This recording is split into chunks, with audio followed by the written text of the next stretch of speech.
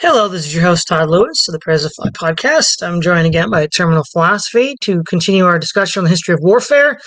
Last episode, we did the Interwar period from the point of view of Carthage with the Mercenary War and the Barcades in Spain.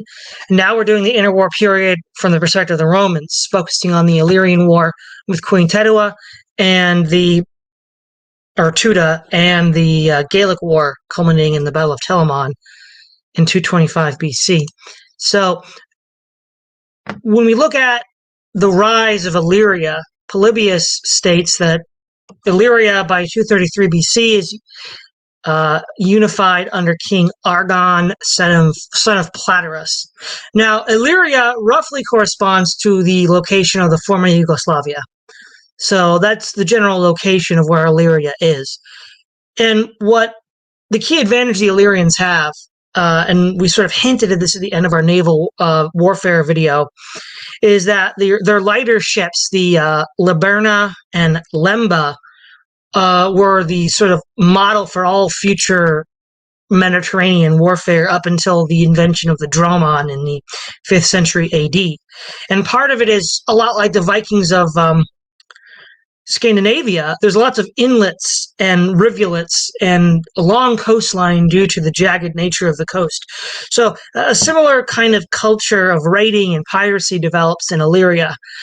And once it's unified under a single ruler, then you sort of have this real potential for havoc in the Adriatic and the Eastern Mediterranean. Now, what they start doing is the Aetolians are besieging the city of Medon, and they are beseeched.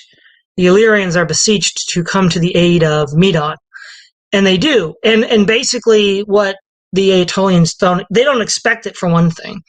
And the Illyrians use their command of the sea to rapidly send their fleet down. They have about 100 galleys and about 5,000 foot. And because they attack from a position of strength, they're charging from a position of high ground, and they use the element of surprise with the strategic mobility that the sea gives them. They scatter the forces and drive off the Aetolians. And that leads to the success of this change in broader strategy of the Illyrians. Rather than infighting in local raids, they're playing for higher stakes. Of course, the king then dies in a drunken orgy celebrating his victory, and his wife Teuta takes over. Now, she sees the potential of her husband's strategy, and so she basically expands it to the maximum level that the state can. And she basically turns Illyria into a pirate state where all other principalities and kingdoms and republics and city-states are open targets for raiding and piracy. And so a large fleet and an army are produced in order to raid the Peloponnesus, specifically Elis and Messina. On the way to those locations, they sack the coastal city of Phoenice in Epirus. And the garrison at Phoenice are a bunch of Gaelic soldiers who Polybius mentions were treacherous in their service to Carthage in the First Punic War. So the Epirites had no excuse for having their own city handed over to the Illyrians, seeing that they were already faithless to begin with. Now then this leads to an Epirate response where troops are sent to the city. And in order to sort of outflank and surprise the Illyrians, the Epirate force crosses a river to get behind their flank. But what ends up happening is, as they get to the city of Antigogena, they fall into a drunken orgy, which is loud, and they lose discipline, and the Illyrians figure out what's going on. And so they're able to organize a response. And so then when they finally do cross the river to fight the Illyrians, they're in no condition to successfully win this battle. And the Illyrian captain, Sir Diladius, is able to defeat them. Now, they're not able to enjoy this victory for long because in Illyria, the city of Issa revolts, along with other tribes like the Dardani. So they ransom the captives in the city back to the Epirates, to return home to put down the revolt. And then during this time, the Epirites seek aid of the Achaeans and Aetolians. But then as soon as the Illyrians withdraw, they turn against the Achaeans and Aetolians back to the Epirites. And this is where we get in finally to the Roman War. The Illyrians start raiding Roman and Italian vessels. And they send 2 consuls to the court of Queen Teuta in order to tell her to lay off, to quit. And she says, well, look, it's not the policy of the Illyrians to tell their private subjects what they can and can't do overseas. And the younger of the 2 ambassadors of the Romans says, well, it's in the habit of the Senate to punish people for private wrongs.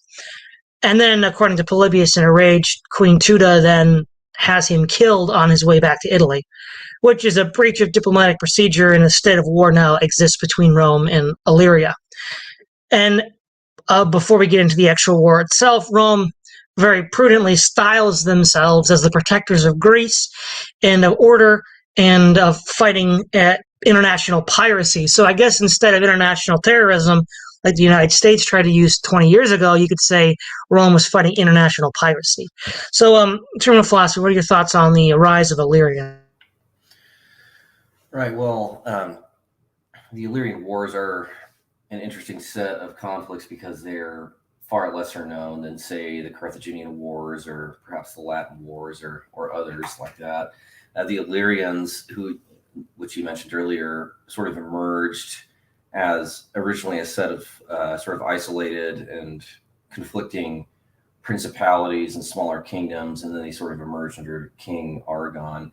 And then with their competitive naval skills and with the death of the king, they sort of emerged as this a bit more of a legitimate state under the Queen Teuta. So, and they were basically favorably situated to which you mentioned as well. They were basically favorably situated to harass and disrupt Romans in the Adriatic Sea with their naval skills. So basically under the queen, they had become a bit more legitimate, although they still had a lot of problems in terms of dealing with insurrections in certain cities, because a lot of times we talk about how certain states were maintained in antiquity, and there's a lot of this sort of all or nothing mentality towards certain conflicts where all of the coffers and all of the men, all of the military power is devoted towards one conflict. And if they lose, well, then,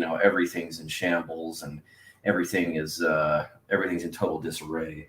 So we kind of see that pattern here with the Illyrians in the sense that they're just devoting all their resources towards conquest, and their first target is Epirus. And, Epirus at this time is not in its sort of former glorious state like it was centuries earlier.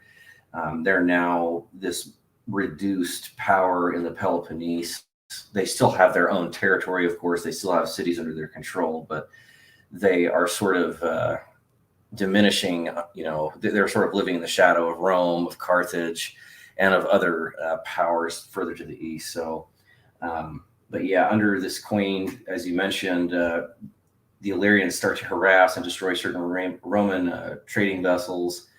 And then, of course, Rome responds by sending envoys, but they're killed ultimately by the Illyrians. And this is basically what sets off the First Illyrian War. And with that, you have, just mentioning, you have certain battles like Corcyra or Corcyra, however it's pronounced, and the Battle of Paxos. But this basically sets off a series of naval and land battles between Rome, and this is basically centralized around the area of what you mentioned earlier is modern-day Yugoslavia. Yes. Now, the broad campaign itself is relatively swift, and the Romans achieve a relatively decisive victory. Now, we've already mentioned that the ships of the Illyrians are lighter and faster tends to be the trajectory throughout the Mediterranean well up into the age of sail. The other thing that we can see is the Illyrians generally score victories against Greek forces, but not so much against Roman forces. Now, it's not explicitly stated, but I think one of the things that we can assume is that the nature of the victories achieved by the Illyrians indicate that they fought in a fashion similar to the Gauls. So we didn't actually cover this yet, though we will in a future lecture, the Gallic invasion of Greece after the death of Alexander the Great.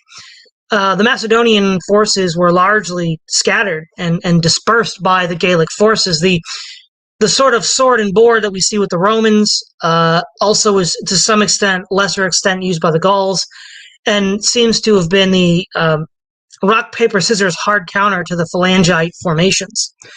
And if that was a tactical formation of the Illyrians, that would also seem to indicate that that was why they were successful against the Greeks, but less so against the Romans, because the Romans, unlike the Greeks, had a more accommodating strategy to contain and defeat them.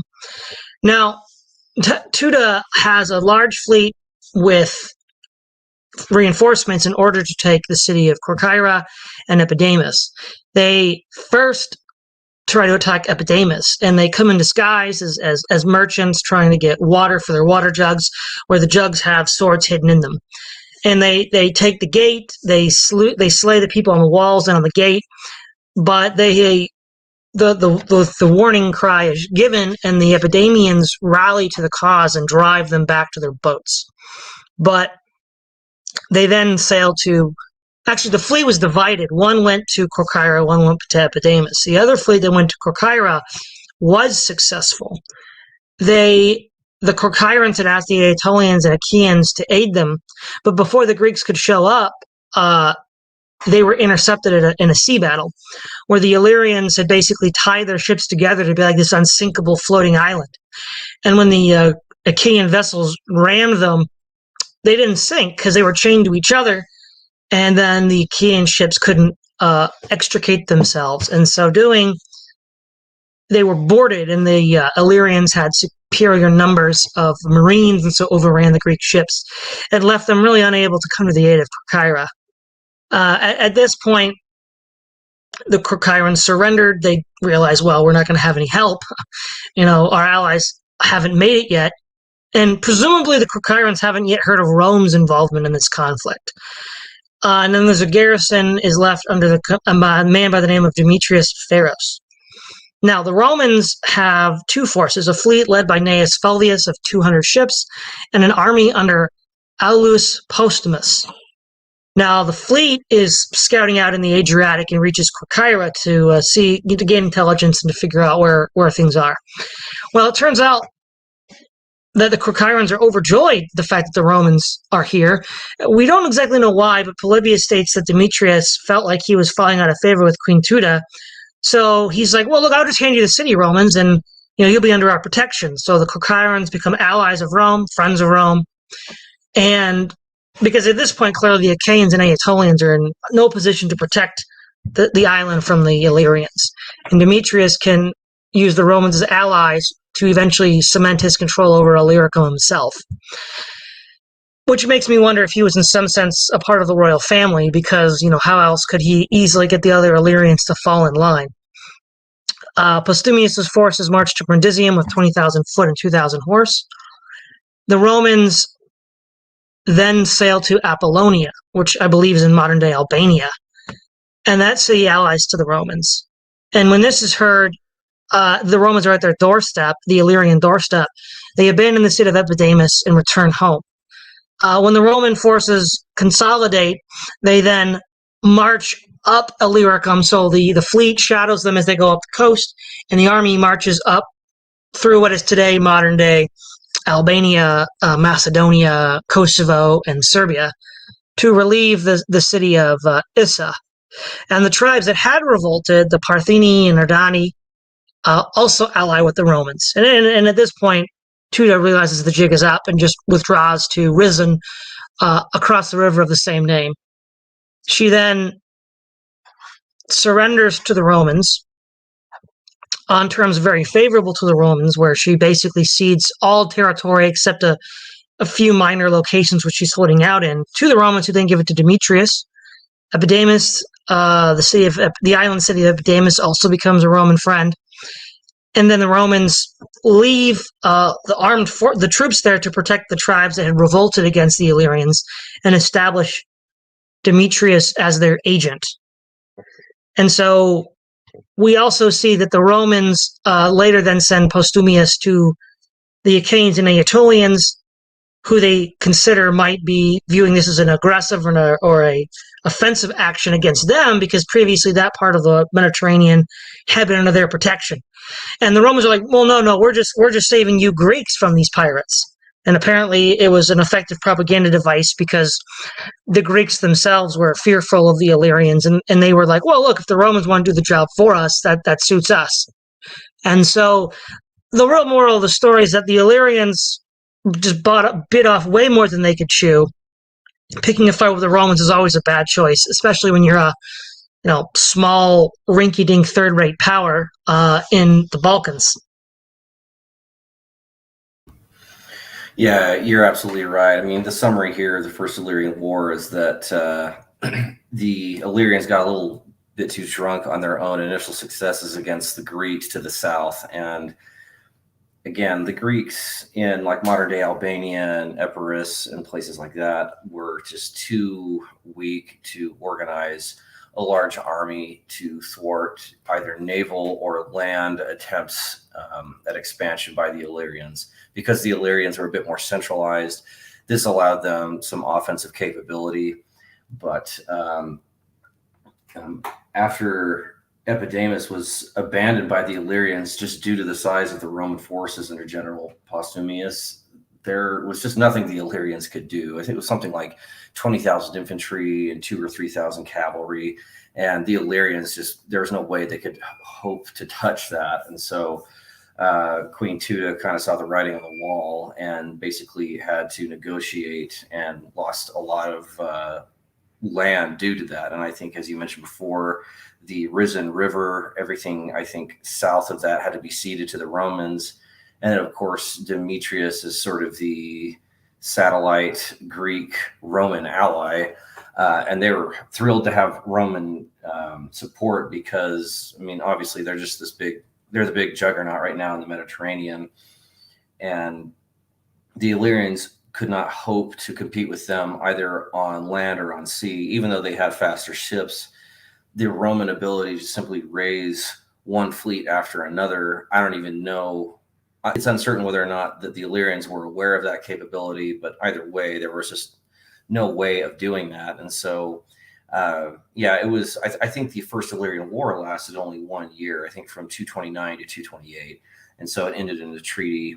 And of course, the Illyrians also had to pay, I think according to the terms of the treaty, I think they had to pay some amount of gold or silver to the Romans.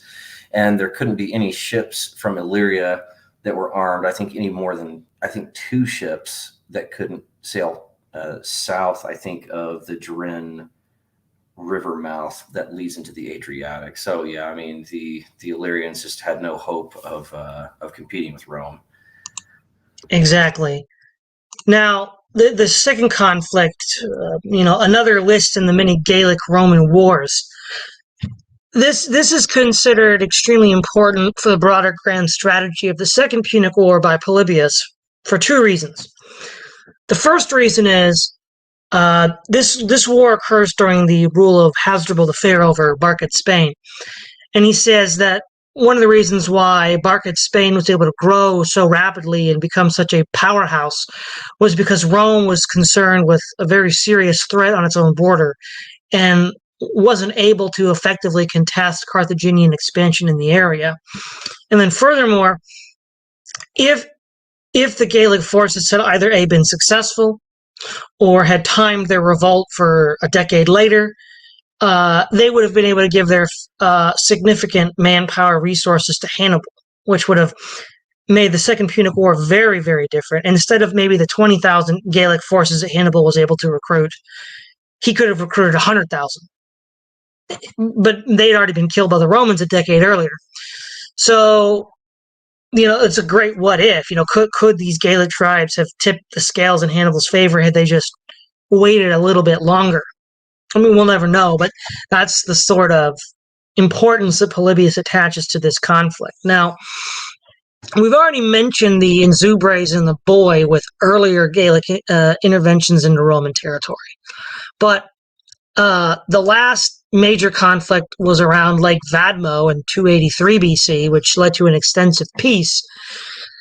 But in a way that's not too dissimilar from the controversy with the Israeli homesteaders in the West Bank and Gaza, and the displacement of the Palestinian population, there was a Roman colonial presence displacing Gaelic forces, and the Gauls began to perceive the Romans as not only bent on their subjugation but their extermination.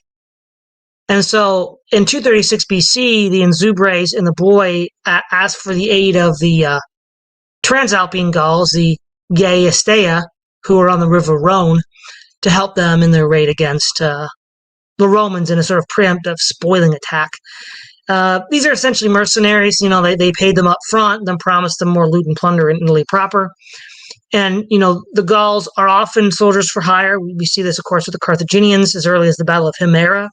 So not that it would take much financial inducement for the Gauls to fight anybody for whatever reason. But one of the typical problems of the Gauls is they fall into infighting amongst themselves. So what ends up happening is the first group of the Gaesteti that come over get embroiled in a fight with the Boii, and they start killing each other, including two of their kings, King Attis and King Galatas, which the Romans, who had originally sent a force as a spoiling attack to prevent the union of these Gallic forces, withdrew in 232, thinking, whatever, the Gauls are killing each other again, nothing to see here. We also see that in 232 BC, Marcus Aemilius Lepidus distributes land to the Romans in Pecunium. Again, this is in the realm of the Senones, who had been displaced. And again, just adds more evidence to the Gaelic suspicion that the Romans are trying to displace them from their land completely to their own extermination. So they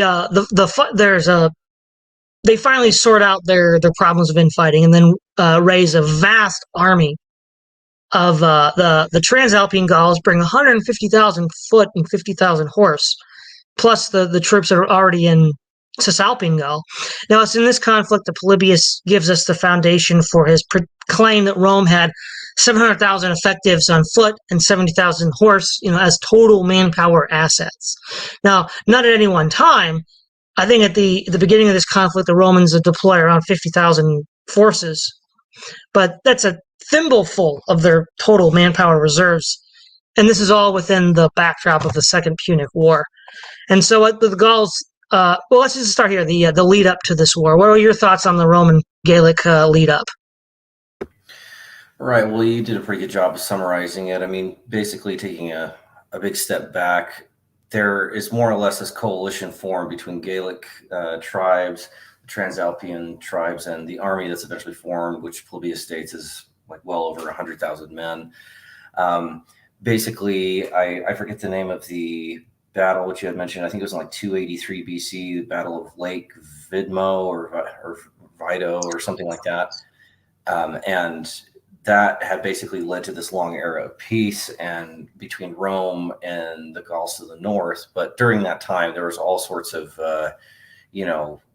infighting between various tribes, and there would be sometimes a year or two of conflict and then a year or two of peace, and then sort of like kind of going back and forth between war and peace. And there's all sorts of tribes that were involved with this.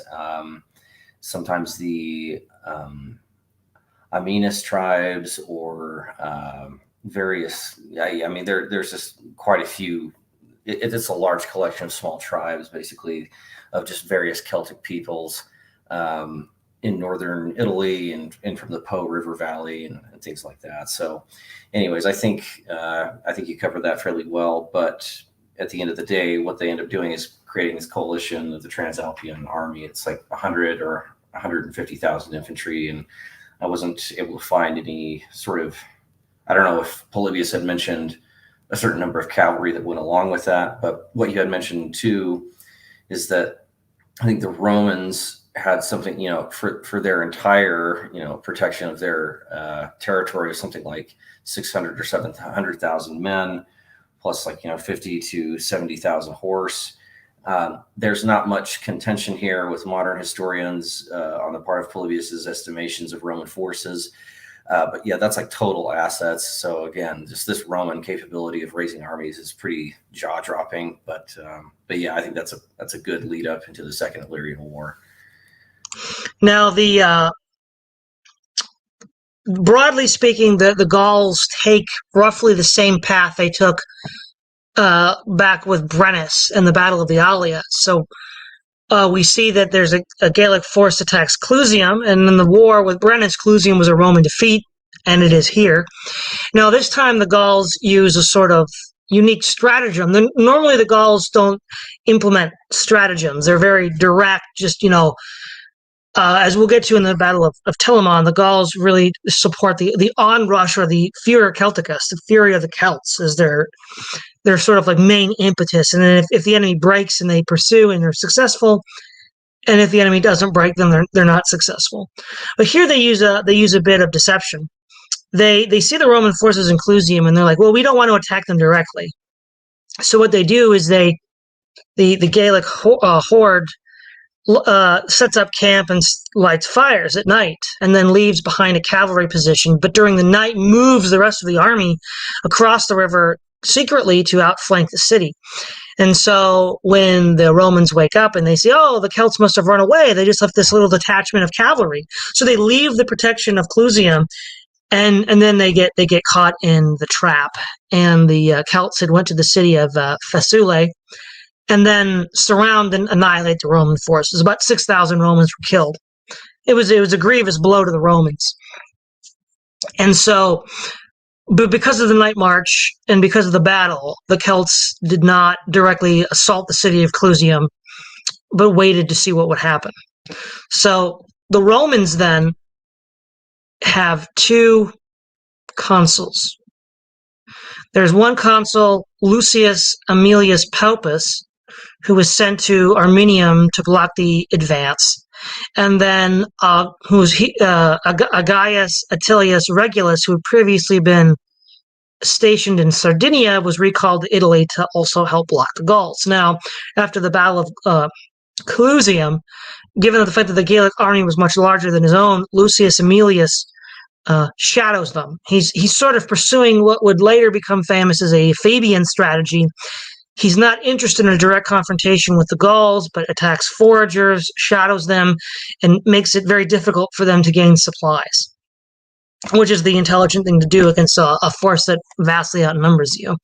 Now, again, we see the Gaelic forces under spirited leadership, this time by the king, and Orestes, who points out that we have so much loot and plunder from the Romans, we better go back home to drop it off, and then go back to fight, because we can't fight the Romans weighed down with loot and treasure. That's exactly what they did after they were driven out of Rome in 390 BC by Camillus, and they got absolutely crushed by the Romans. So it looks like the Gauls are learning here. They're starting to put two and two together from their previous wars with Rome. Unfortunately, though, they pursue this intelligent strategy from their point of view. That isn't enough to save them from the Romans. What ends up happening then is Regulus disembarks at Pisa and also seeks a confrontation with the Gaelic forces. And so what ends up happening is Attilus is shadowing and skirmishing with the Celts. And this is one of the things we'll see later on in Roman history, especially the Battle of Cynocephalae. You'll have like a skirmish that eventually evolves into a running battle.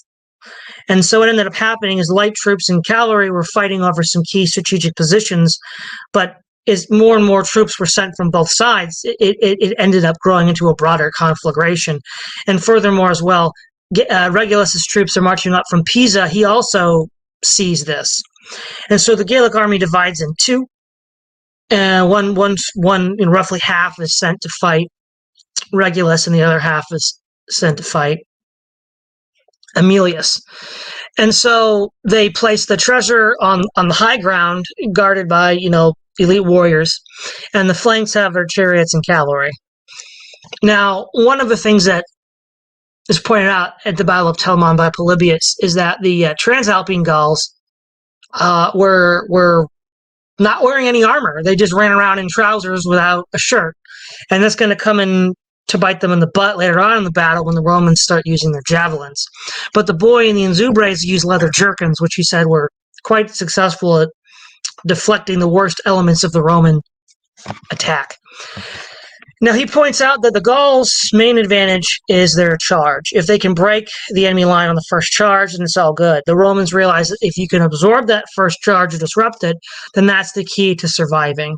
So what we end up seeing is that when the Transalpine Gauls engage, they are dispersed with the javelins, and they are the boy and the Inzubres fight. They get close to the Romans and engage in fierce hand-to-hand combat, but as Polybius will explain, they have inferior equipment.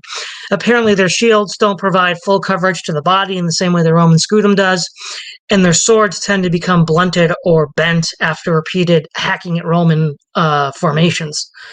And they can't stab. Unlike the gladius, which can both stab and cut, the Gaelic swords can only cut. And so, but the key Roman technique here is the javelins. The pilum is very effective at breaking up these formations, dispersing them, and the like. Now, Gaius is killed in combat, and Polybius thinks that this was rash. I have a theory this might be the idea of the Roman concept of devotio, or sacrifice, as we read back in the wars against the Etruscans and the first Gaelic invasion in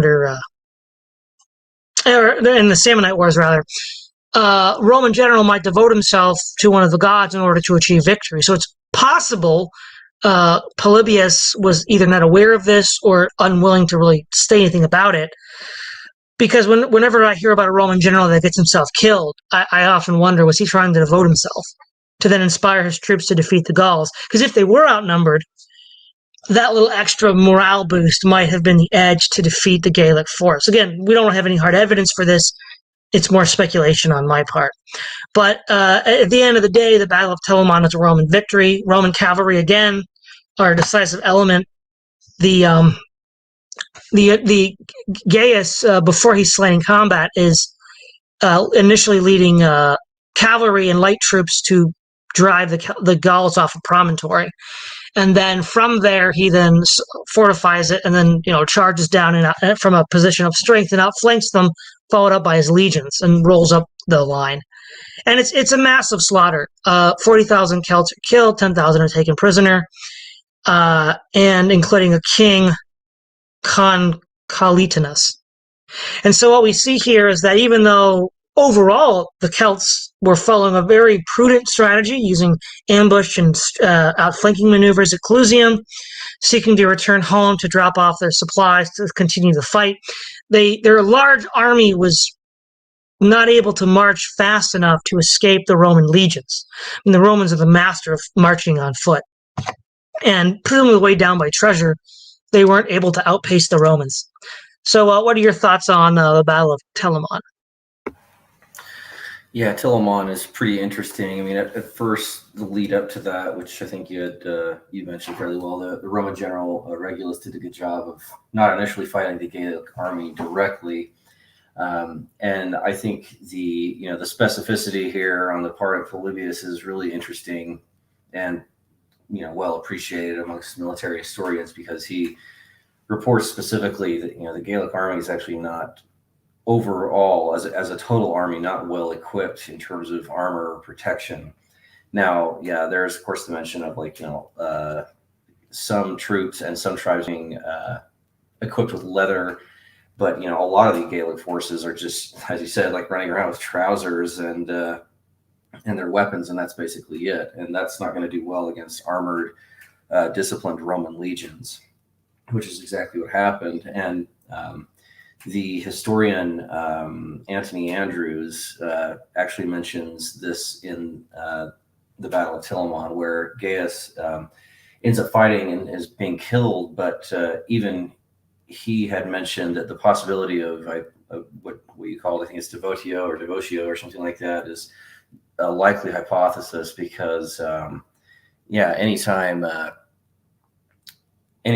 Roman general is killed, that's actually that's certainly a possibility in order to inspire their men, and that had led to various Roman victories throughout Roman expansion. So, but yeah, I mean, of course, the Romans had to kind of situate themselves favorably in terms of terrain. But after that was established, the Illyrians basically couldn't outpace the Romans, and of course their losses were just a massive defeat.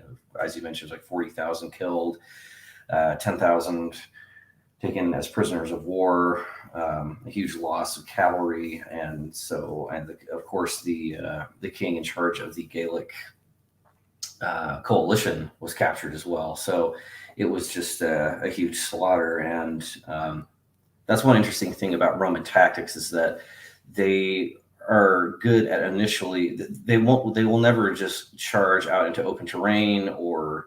Well, of course, there are some anecdotal examples of Roman defeat, but if they have done good reconnaissance and there's no reason to be afraid from flanking attacks or pincer movements, then the Romans will intelligently approach an enemy army with, so that they're not being outflanked. So, and that's just another case here. As far as I'm aware, with the aftermath of the Second Illyrian War, or at least the lead up to that, the Romans end up occupying the fortifications of Pharos, and that has basically the Illyrian as well as the Gaelic coalition here is basically thwarted again by just Roman numeric advantage. Yeah. Now, at this point, the main losses are on the Transalpine Gauls, the Gaeaceti. So the boy and the Inzubes are still present, but the Romans believe they can completely subdue the boy. But the next year, Quintus Fulvius Flaccus and Titus Mallius Torquatus are sort of impeded by the weather. Torrential rains stymie the Roman advance, which also leads to disease. So the Romans are really unable to finish off the boy in 224. Publius Furius Felix and Kiss in the location of Placentia, and the Inzubes are marshaled their forces. Now, in each of these years, the Gauls are seeking to surrender, and the Romans are like, "No, we're going to completely annihilate you."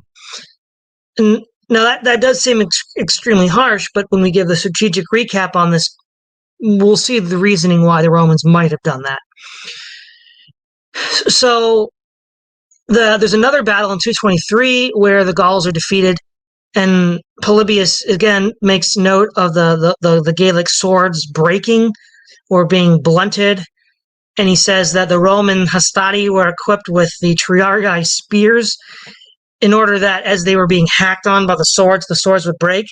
I mean, it's almost like who's making the Gaelic swords? Like, if your swords are just breaking all the time, this is really bad.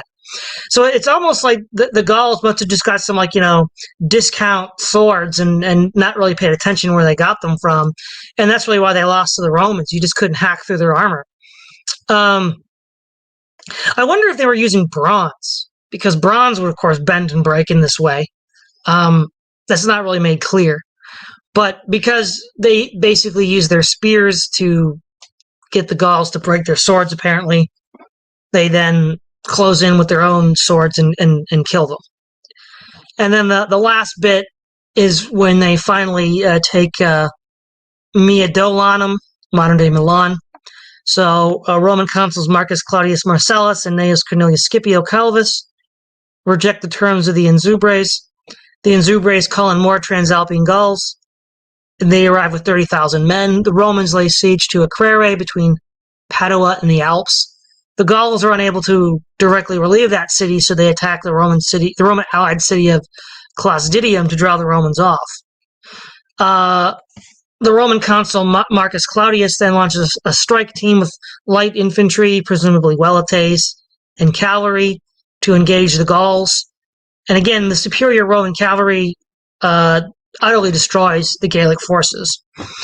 And what I think is interesting, going back to Livy, there's this the average historian, the average interested person in ancient warfare, tends to view the Roman cavalry as not very effective, and that's in part because of the use of the Numidians by Hannibal.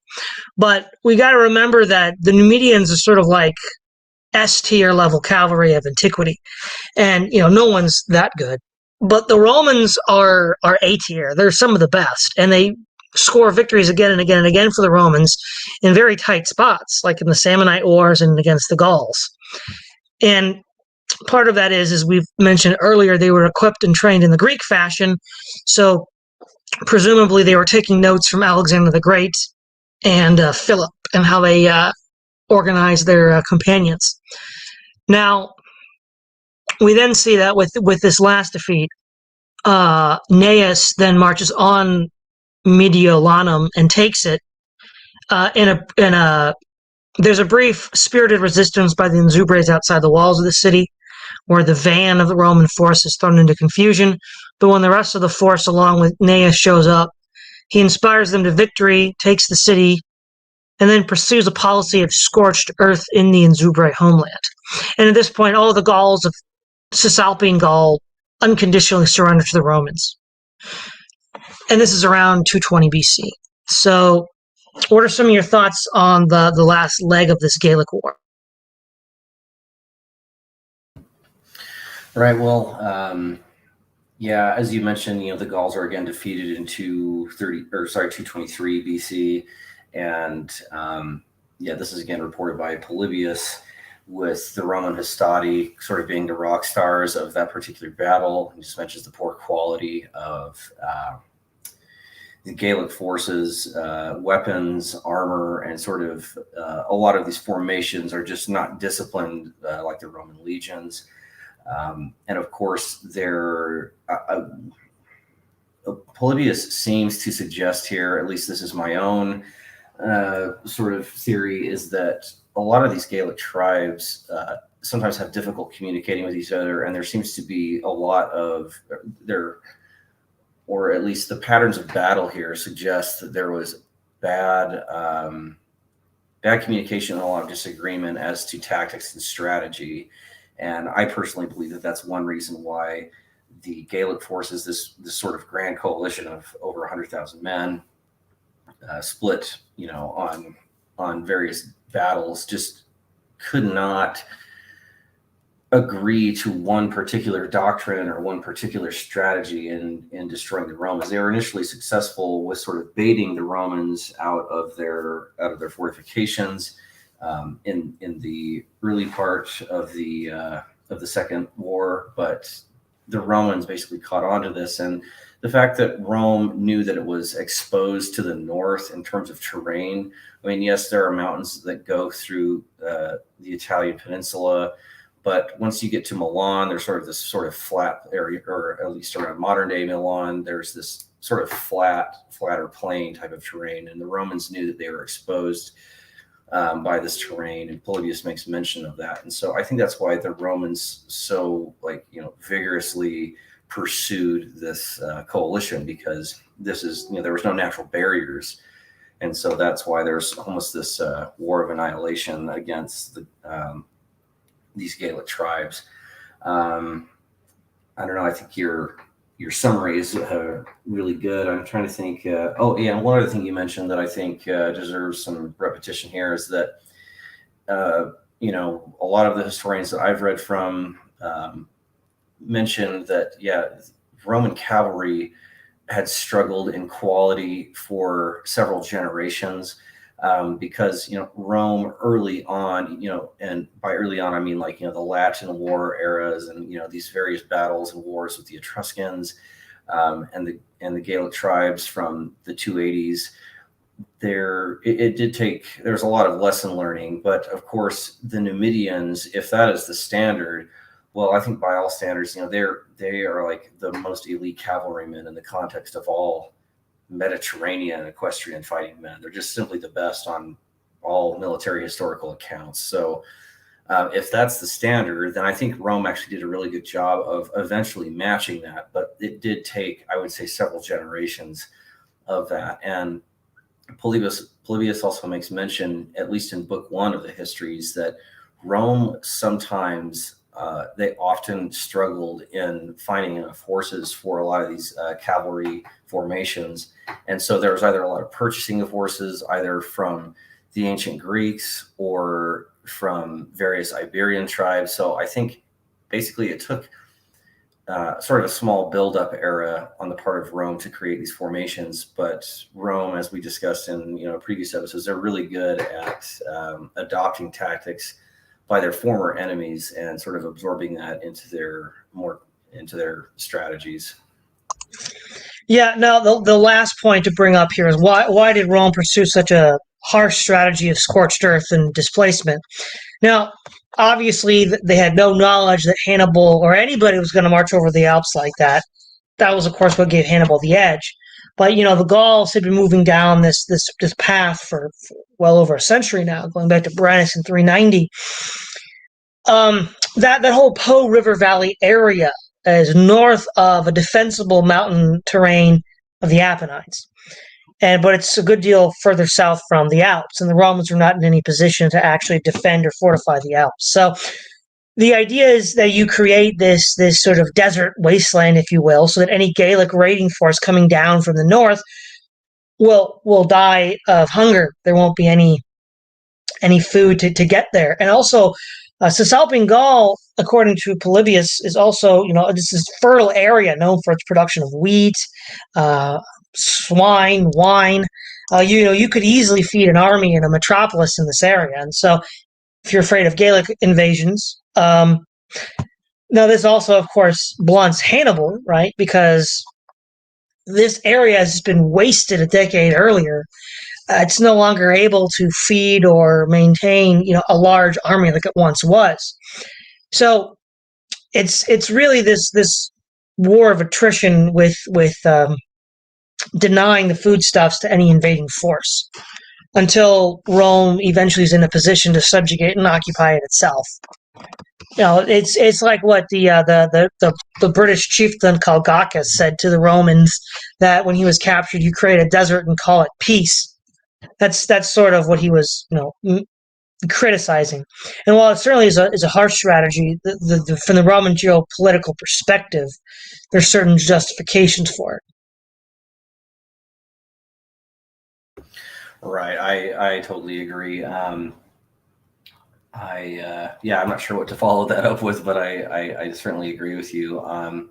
Now, I think it's important to mention too, maybe I jumped the gun just a bit, but this sort of aftermath of the Second Illyrian War, I think that there were fortifications that the Romans destroyed of Pharos, and I think it was Aemilius was basically being congratulated by Rome on this. But I don't know. I agree with everything you said there. I don't have really necessarily a follow up with that particular comment. All right. Well, thanks again, Terminal Philosophy. It's always a pleasure. Yeah, thanks for having me. Looking forward to the Second Punic War. All right. Don't forget to like, share, and subscribe. This is Todd Lewis of the Praise of Folly podcast, signing off.